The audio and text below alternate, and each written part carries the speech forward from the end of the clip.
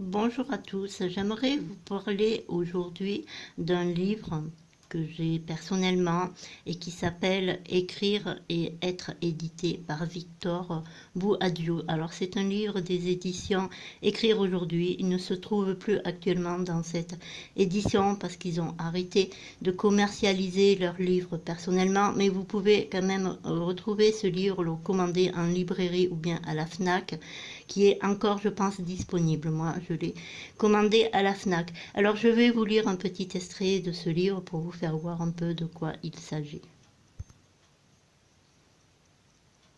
Chapitre 1, page 10, l'autodiscipline.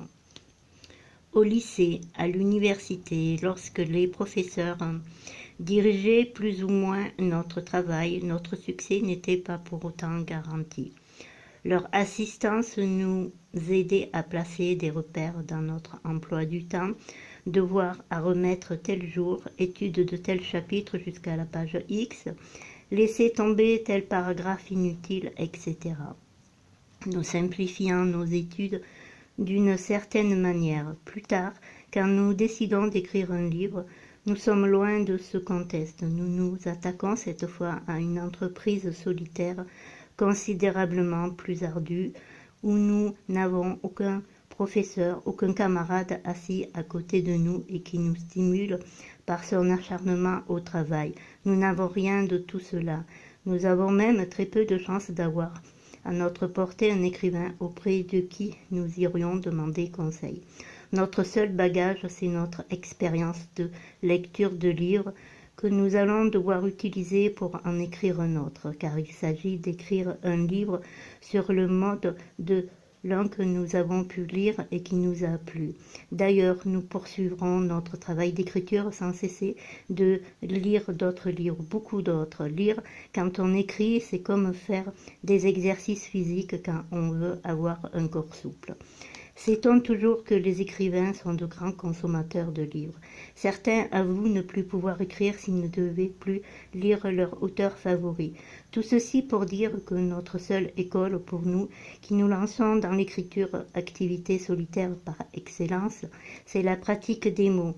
Mais bien évidemment, il ne suffira jamais de pratiquer les autres auteurs.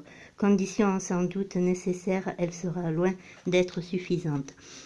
Sans une rigoureuse discipline personnelle, il n'est guère possible de rédiger un texte de roman ou de nouvelle qui soit vraiment achevé, même aux yeux de son propre auteur. S'il y a un domaine où le hasard n'intervient pas, c'est bien celui-là, et encore moins la chance.